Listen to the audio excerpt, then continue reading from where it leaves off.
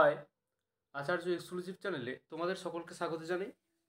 আজকে class 10-এর ABTA test paper থেকে ইতিহাসের পেজ নাম্বার 192 পেজে যে সমস্ত 2 নম্বরের প্রশ্নগুলো আছে সেগুলোর উত্তর নিয়ে আজকে আলোচনা করব। এর আগের ভিডিওতেই আগের যে সমস্ত হিস্ট্রি চ্যাপ্টার থেকে কোশ্চেনগুলো ছিল সেগুলো দিয়েছি। আজকের 192 পেজ থেকে 2 নম্বরের প্রশ্নের উত্তরগুলো নিয়ে আজকে আলোচনা করব। আর এই কোশ্চেনগুলো তো সম্ভাব্য কোশ্চেন, তাই অবশ্যই মন দিয়ে খাতায় নোট ডাউন করবে এবং ভালো করে কিন্তু পড়ে নেবে, কারণ এই কোশ্চেনগুলোই কিন্তু ফাইনালের জন্য খুবই ইম্পর্টেন্ট। চলো ভিডিওটি শুরু করা যাক। 1 নম্বর কোশ্চেন বলছে, নতুন সামাজিক ইতিহাস চর্চার মূল বিষয়বস্তু কী?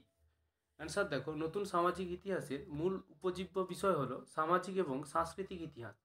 সাধারণ মানুষের স্থানীয়, পৌর ও সামাজিক জীবন, সংস্কৃতি, জনস্বাস্থ্য, দারিদ্র্য, দুর্ভিক্ষ, হিংসা এবং দাঙ্গা অন্যতম বিষয়বস্তু হয়ে উঠেছে। নতুন সামাজিক ইতিহাস চর্চার ইতিহাসের প্রচলিত উপাদান যেমন ব্যক্তিগত ডায়েরি, হিসাব খাতা ইত্যাদি।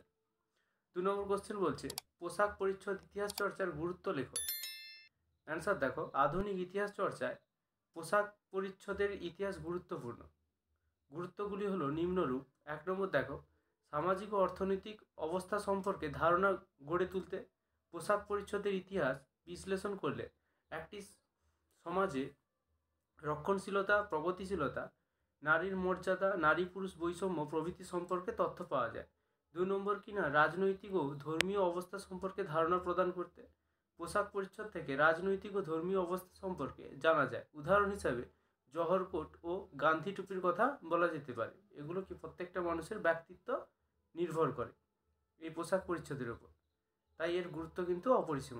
3 নম্বর কোশ্চেন বলছে, দীনবন্ধু মিত্রের নীলদর্পণ নাটকের গুরুত্ব লেখো। অ্যান্সার দেখো, নীলদর্পণ হলো দীনবন্ধু মিত্রের রচিত একটি বিখ্যাত বাংলা নাটক। নীল চাষকে কেন্দ্র করে নীলকরদের অত্যাচারের কাহিনী নিয়ে নীলদর্পণ নাটক কিন্তু রচিত হয়েছিল। এর গুরুত্বগুলি কি? এর গুরুত্বগুলি হলো, 1 নম্বর হচ্ছে নীল চাষিদের দুর্দশা। নীলকর সাহেবরা বাংলার নীল চাষিদের ওপর যে অকথ্য অত্যাচার করত নীলদর্পণ নাটকে তা তুলে ধরা হয়। 2 নম্বর পয়েন্ট দেখো, নীল চাষিদের প্রতিরোধ।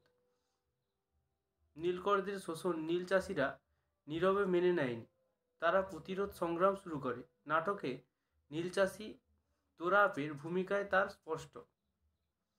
3 নম্বর পয়েন্ট দেখো, বাঙালি বুদ্ধিজীবীদের সমর্থন।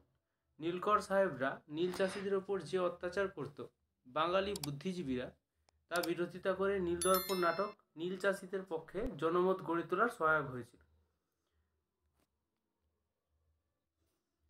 4 নম্বর কোশ্চেন দেখো, প্রাচ্য পাশ্চাত্য দ্বন্দ্ব কি? এই কোশ্চেনটা কিন্তু অনেকগুলো কিন্তু টেস্ট পেপারে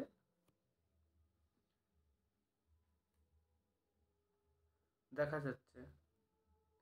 অ্যান্সার দেখো, 1863 খ্রিস্টাব্দে সনদ আইন অনুসারে ভারতীয় শিক্ষা খাতে বার্ষিক 1 লক্ষ টাকা ব্যয়ের সিদ্ধান্ত হলেও সেই টাকার প্রাচ্য না পাশ্চাত্য কোন খাতে ব্যয় হবে তা নিয়ে প্রাচ্য ও পাশ্চাত্য শিক্ষার সমর্থকদের মধ্যে যে দ্বন্দ্ব, তাই কিন্তু প্রাচ্য পাশ্চাত্য দ্বন্দ্ব নামে কিন্তু পরিচিত।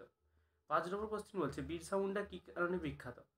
বিরসা মুন্ডা ছিলেন মুন্ডা বিদ্রোহের নেতা। 1899 থেকে 1900 খ্রিস্টাব্দে ছোটনাগপুর তার সংলগ্ন অঞ্চলে আদিবাসী মুন্ডারা বিরসা মুন্ডার নেতৃত্বে মুন্ডা বিদ্রোহে সামিল হয়েছিল।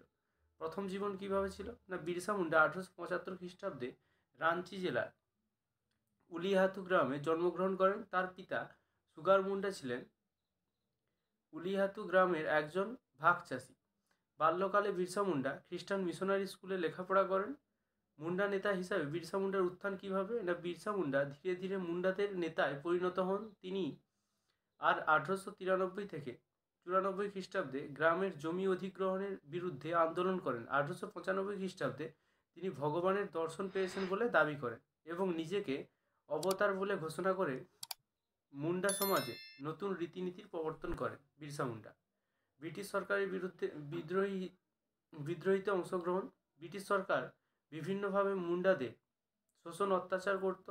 বিরসা মুন্ডা এর প্রতিকারের জন্য মুন্ডাদের ঐক্যবদ্ধ করে বিদ্রোহ ঘোষণা করে। মুন্ডা স্পেলিংটা ভুল আছে, একটু কারেকশন করবে। বিদ্রোহীরা রাঞ্চি সিংহ এলাকার গির্জাগুলিতে অগ্নিসংযোগের চেষ্টা করে এবং অফিস থানা ইংরেজ কর্মচারীদের আক্রমণ করে। এইভাবেই বিরসা মুন্ডা কিন্তু বিখ্যাত হন।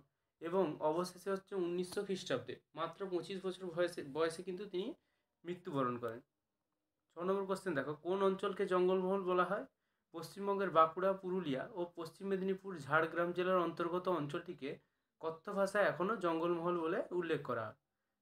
8 নম্বর কোশ্চেন, এই কোশ্চেনটাও খুবই ইম্পর্টেন্ট, এটাও টেস্ট পেপারে অনেকগুলি চ্যাপ্টারে কিন্তু পাওয়া যাচ্ছে। হিন্দু মেলা কেন প্রতিষ্ঠিত হয় এবং এর উদ্দেশ্য কী ছিল? এই কোশ্চেনটা কিন্তু খুবই ইম্পর্টেন্ট, তাই এই বছরের জন্য দেখে রাখবে ভালো করে।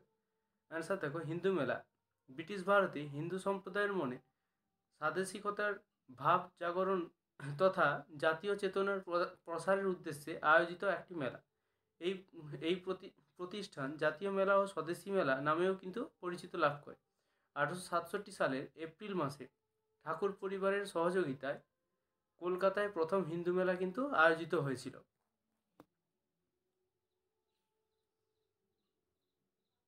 9 নম্বর কোশ্চেন দেখো, কে কি উদ্দেশ্যে বসু বিজ্ঞান মন্দির প্রতিষ্ঠা করেন? এই কোশ্চেনটাও রিপিট হচ্ছে। জগদীশচন্দ্র বসু 1917 খ্রিস্টাব্দে বসু বিজ্ঞান মন্দির কিন্তু প্রতিষ্ঠা করেন।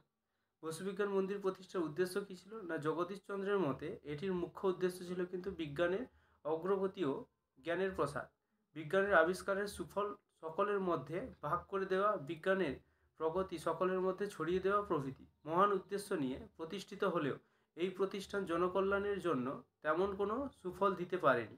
তবুও প্রতিষ্ঠানটি দীর্ঘদিন ধরে বিজ্ঞান চর্চায় কিন্তু নিয়োজিত আছে।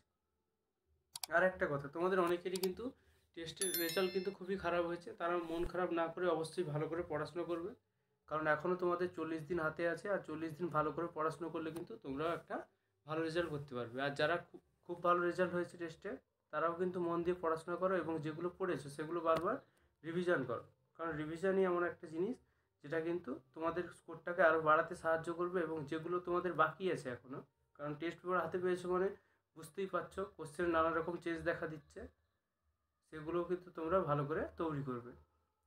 আর অবশ্যই মন দিয়ে কিন্তু ভালো করে পড়াশোনা করো, কারণ বেশি দিন আর বাকি নেই। 10 নম্বর কোশ্চেন বলছে, জাতীয় শিক্ষা পরিষদের ব্যর্থ হওয়ার দুটি কারণ লেখো। জাতীয় শিক্ষা পরিষদের ব্যর্থ হওয়ার দুটি কারণ হলো, 1 নম্বর, জাতীয় শিক্ষা পরিষদ ও তার অধীনস্থ স্কুল ও কলেজ প্রতিষ্ঠিত হয়েছিল মূলত রাজনৈতিক উদ্দেশ্যে, ফলে জাতীয় শিক্ষার বিস্তার ভারতীয় নেতাদের একমাত্র লক্ষ্য ছিল না। 2 নম্বর, কিনা সরকারের বিরোধিতার ফলে জাতীয় শিক্ষা প্রতিষ্ঠান থেকে পাস করা ছাত্রদের চাকরি পাওয়ার সম্ভাবনা ছিল না। 3 নম্বর, কিনা অনেক শিক্ষার্থী জাতীয় শিক্ষা গ্রহণ অপেক্ষা ব্রিটিশ সরকারের শিক্ষা গ্রহণেই বেশি আগ্রহী ছিল। 11 নম্বর কোশ্চেন দেখো, একা আন্দোলন কি? না, 1921 খ্রিস্টাব্দের শেষ দিকে উত্তর পশ্চিম অযোধ্যায় নিম্নবর্গের কৃষকরা যে আন্দোলন সংগঠিত করেছিল তা কিন্তু একা বা একতা আন্দোলন নামে কিন্তু পরিচিত।